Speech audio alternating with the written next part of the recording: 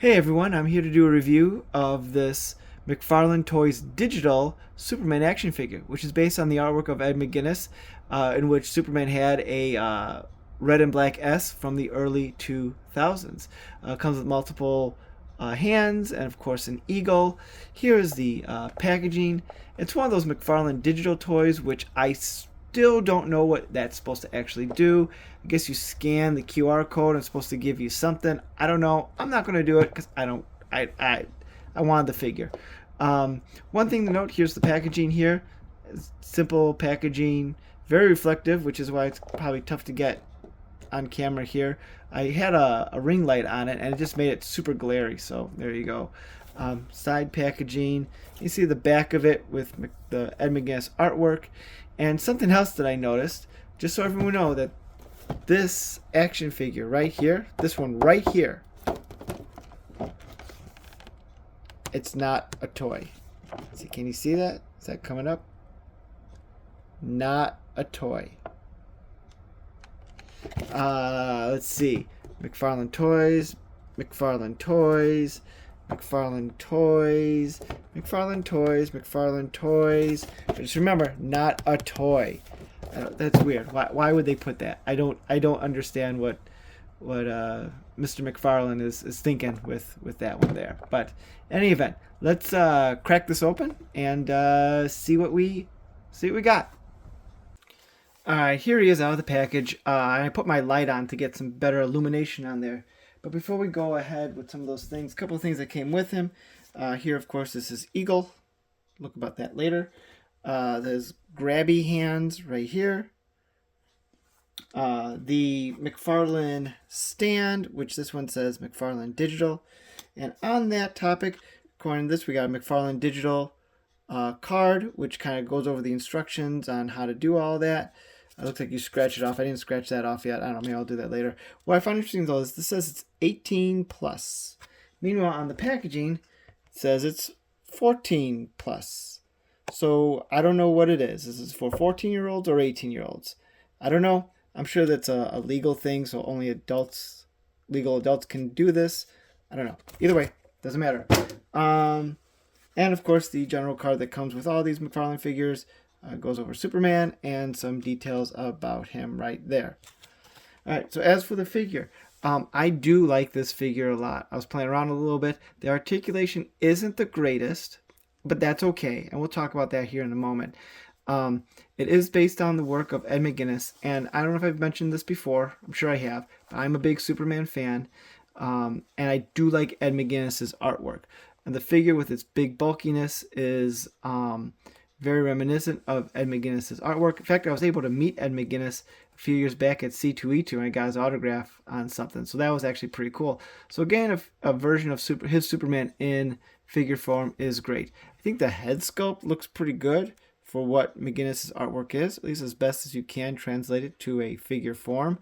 Looking at the back of the figure, his cape, it is a plastic cape, which I'm fine with, and has a big old honking S on there. A black S too.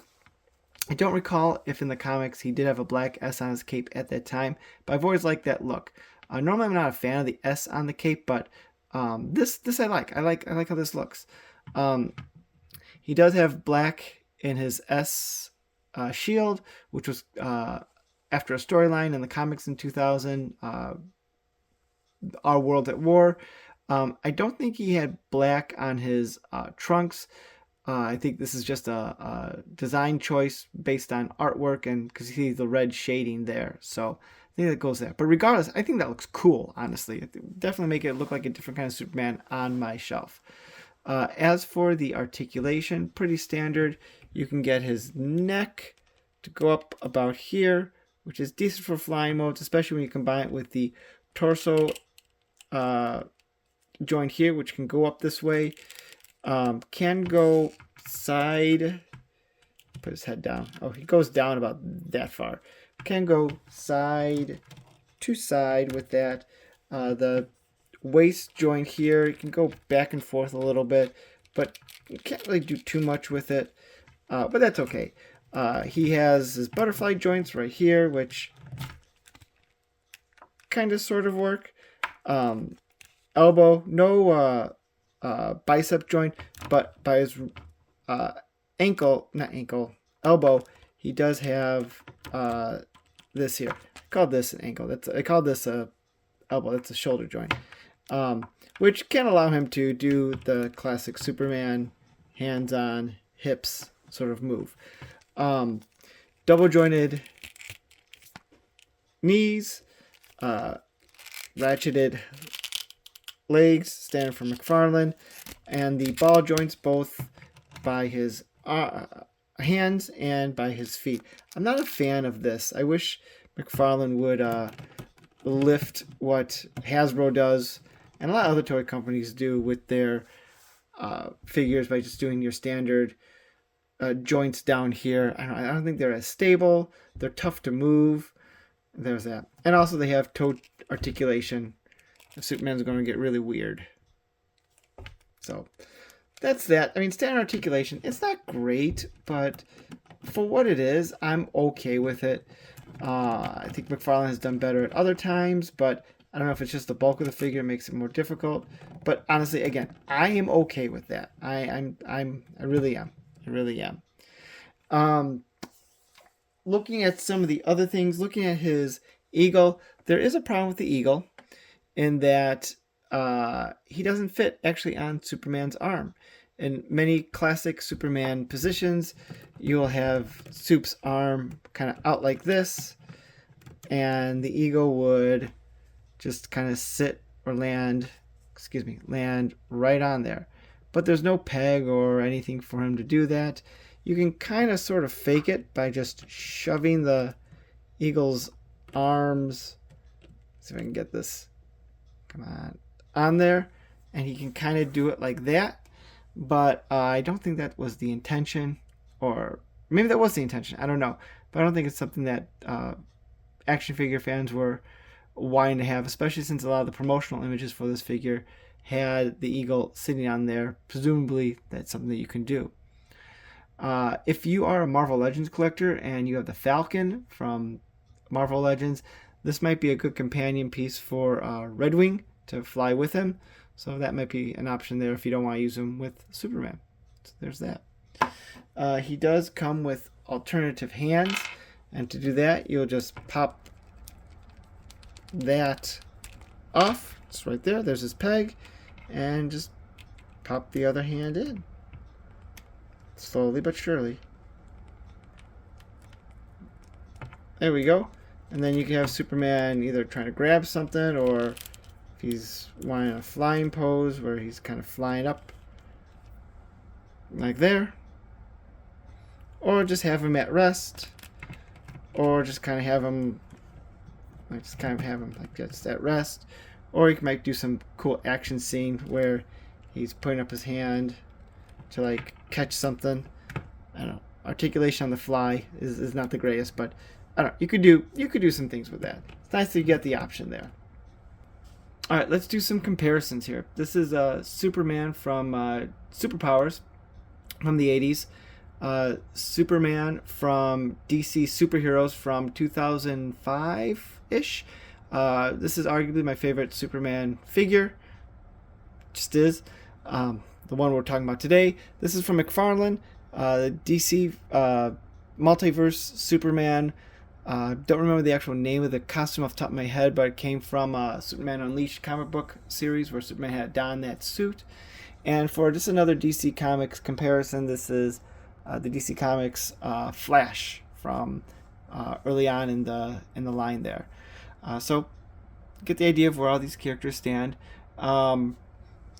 Obviously, this one's much smaller because this is a 7-inch figure. That's a 6-inch figure, though I think that's slightly under 6-inch. This suit is obviously would be bigger because it's supposed to be Superman in a suit. I do want to take this away. I want to move Flash a little closer. Maybe it's just the angle they're standing, but it seems like Flash is a little taller there. I feel Superman should be taller.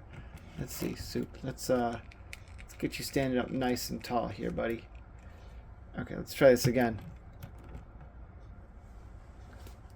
No, Flash looks taller. I don't know. Maybe comparable. I always feel Superman should be taller than Flash, but hey, that's okay. That's how they're going to work it for the figure here. And you can't get too caught up in those sorts of things anyway. It's just, this is all for fun, right? So, and so that's my review. I like this figure. I really do, and it's probably just based on looks alone. I know it's kind of not the greatest with articulation, and the joints are incredibly tight, which I don't know if that's a good thing or a bad thing.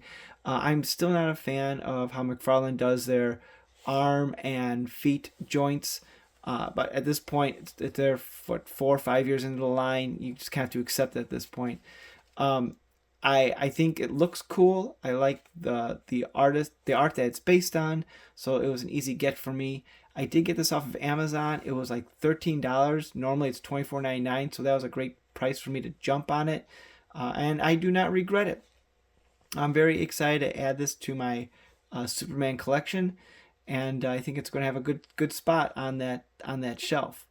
Someday I should take a look at all those Superman figures just for fun, but that'll be a feature for another day. So yeah, that's it. If you like this figure and you think it looks cool and you can get it and it's cheaper than retail price, jump on it. If this is not for you, if you think Superman's too bulky or doesn't fit, if you just want a standard Superman, then maybe this won't be for you because this is a little bit of a specialized kind of figure there. Um, but either way, I liked it. I enjoy it, and no regrets getting it.